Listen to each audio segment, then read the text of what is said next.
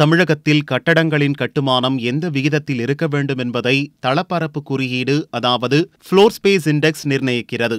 தமிழகத்தில் 20 அடி 30 அடி சாலைகளுக்கு FSI விகிதாச்சாரம் 1.5 என டவுன் பஞ்சாயத்து சட்டத்தில் கூறப்பட்டுள்ளது. தமிழகத்தில் 65% சாலைகள் 20 அடி அகல சாலைகள்தான். 1.5 FSI விகிதாச்சாரம் என எடுத்துக்கொண்டால் 1000 சதுரடி நிலத்தில் 1500 சதுரடி கட்டடத்தை கட்டிக்கொள்ள சட்டம் அனுமதிக்கிறது. 40 அடி போன்ற இன்ன பிற சாலைகளுக்கு FSI விகிதாச்சாரம் 2.5 முதல் 3.5 வரை உள்ளது.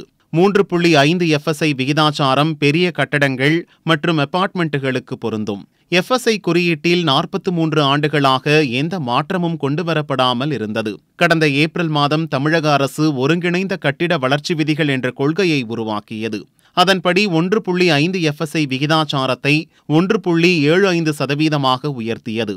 ஆனால் அந்த உயர்வு 20 அடி சாலைகளுக்கு பொருந்தாது, 30 அடி சாலைகளுக்கு மட்டுமே பொருந்தும் என தெரிவிக்கப்பட்டுள்ளது. இனி 1000 சதுரடி நிலத்தில் 1750 சதுரடிக்கு கட்டடம் கட்டிக்கொள்ள அனுமதி கிடைக்கும்.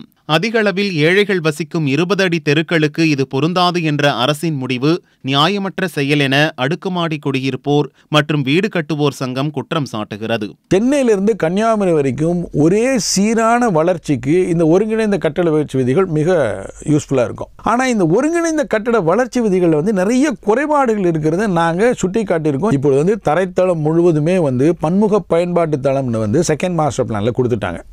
ஸோ இப்போ கட்டக்கூடிய எல்லா பில்டிங்லையுமே கிரவுண்ட் ஃப்ளோர் ஃபுல்லாக பார்க்கிங் ஏரியா தான் கொடுக்குறோம். அப்படி பார்க்கிங் ஏரியா கொடுக்கும்போது 20 அடி ரோட்டில் நிறைய மக்கள் வசிக்கிறாங்க.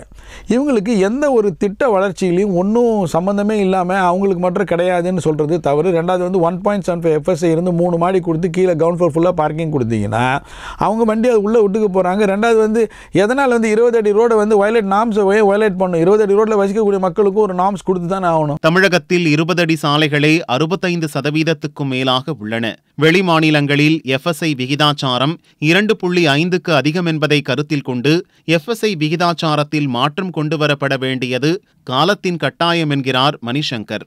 ஒருங்கிணைந்த வளர்ச்சி விதிகளுடைய முதல் தலையாய இது என்ன இருக்கணும்னா, எல்லா இடத்துலையும் சீரான வளர்ச்சி வேணும்னா தடையில்லா சான்றிதழ், அதாவது கம்ப்ளீஷன் சர்டிஃபிகேட் கொண்டாந்துட்டு FSI என்ஹான்ஸ் பண்ணி கொடுத்து சென்னை முழுவதும் இல்லாமல் தமிழகம் முழுவதும் ஒரே சீரான வளர்ச்சிக்கு வழிவகுத்தா இந்த திட்டம் கட்டாயம் பலனளிக்கும்.